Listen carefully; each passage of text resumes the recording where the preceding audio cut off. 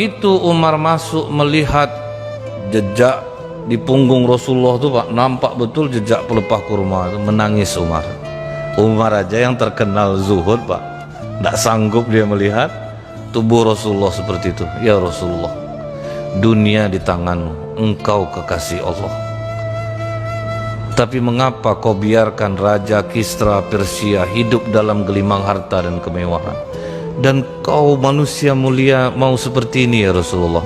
Dilihat Umar adalah gandum sedikit bercampur pakai air. Jadi makan Rasulullah tuh hari-hari bu, roti jumaud. Kita nggak akan sanggup makan roti jumaud, roti kasar tuh Pak. Ibaratnya kalau di Holland sering dulu kalau orang nunggu-nunggu tuh Pak, sisa roti yang keras-keras tuh Pak, itu tuh lah jumaud, keras. Itu yang dimakan Rasulullah. Pakai air sedikit untuk melunakkannya, itu yang dimakan. Apa nak nangis Umar dibuatnya Pak? Apa kata Rasulullah? Umar, mereka itu disegerakan nikmatnya di dunia untuk kita nanti di akhirat. Apakah kau tidak ridho? Nah itu yang membuat Umar tetap nangis juga. Tidak bisa dia, walaupun udah dihibur Rasulullah, tetap Umar nangis karena tidak tahan melihat Rasulullah tidur seperti itu. Sebetulnya ada yang melatar belakangi kenapa Rasulullah sampai tidur beralaskan pelepah kurma itu tuh Pak. Nah ini pernah kita ungkapkan ketika istri-istri Rasulullah demo minta tambah uang belanja, kan itu yang mendasarinya Pak. Datang ramai-ramai minta tambah uang belanja, tidak tahan lagi hidup miskin Pak. Sementara orang enak-enak hidupnya, kita kok enggak. Abu Bakar Siddiq melihat dalam satu rombongan istri-istri Rasulullah itu ada Aisyah, oh jalan langsung jalan Abu Bakar Siddiq, di backupnya menantunya, duduk dia di sebelah Rasulullah. Tidak lama datang Umar, duduk pula Umar di sebelah Rasulullah, karena dia nampak anaknya ikut juga. Karena semua diam, Umar mulai membuka cerita. Perlu kita ketahui Pak, istri Umar bin Khattab itu cantik Pak, namanya Atika.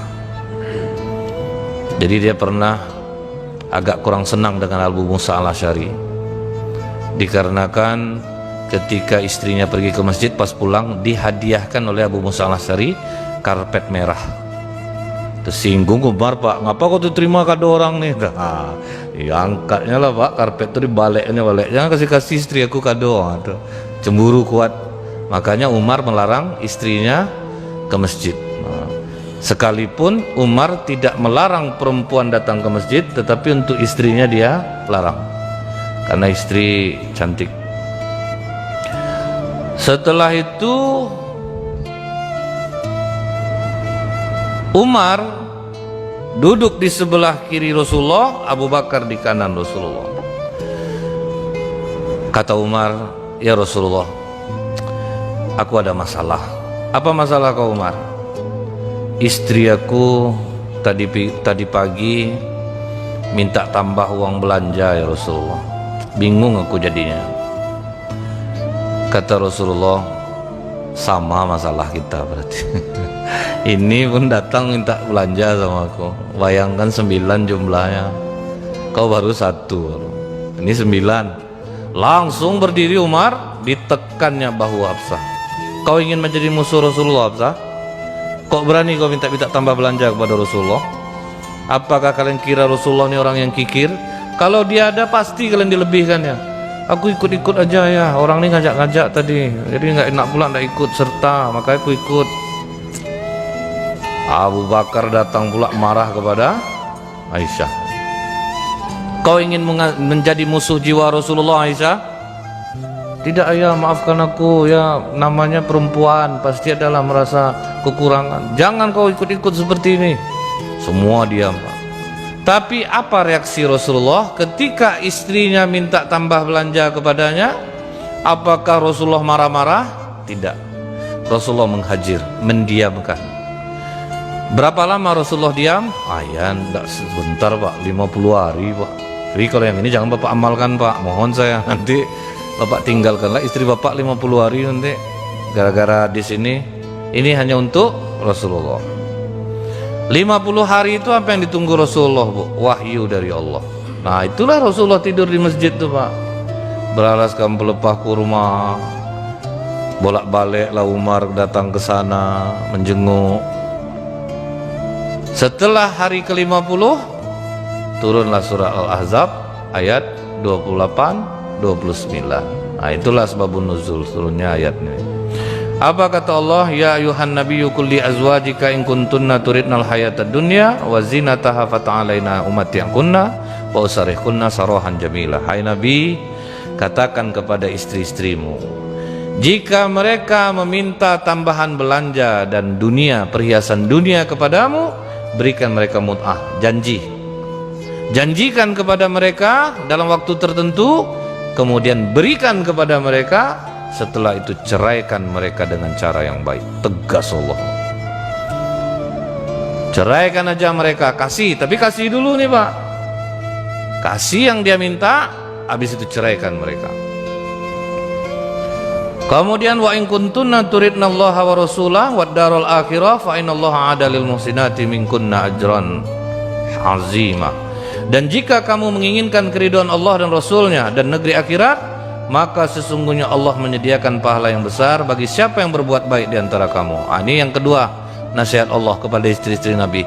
Kalau kalian ridho, tidak ribut, kalian akan mendapatkan pahala yang besar di akhirat. Nah Rasulullah pertama kali menemui Aisyah. Aisyah, sudah lama kita tidak berjumpa. Iya ya Rasulullah, untuk permasalahan kalian meminta tambahan belanja kepadaku, Allah sudah memberikan keputusannya. Dan ini jangan kau langsung mengambil keputusan Aisyah, kau rundingkan dulu kepada kedua orang tuamu. Nah dibacakan Rasulullah kedua ayat ini, langsung menangis Aisyah. Aku ingin mencari keridhaan Allah dan Rasulnya. Aku tidak akan meminta tambahan belanja lagi kepadamu ya Rasulullah. Tapi ada ujungnya dikatakan Aisyah, tapi tolong jangan ayat ini dibacakan ke istri-istri yang lain. Nah, ada juga Pak, keinginan menguasai sendiri itu tetap ada. Nah, tetap ada. Malah Rasulullah, aku ini diutus sebagai guru bagi kalian, bukan untuk memberatkan. Ini ayat untuk kalian semua Aisyah, bukan hanya untukmu. Iya ya, tahu orangnya, orang kan ngomong aja gitulah Pak ya.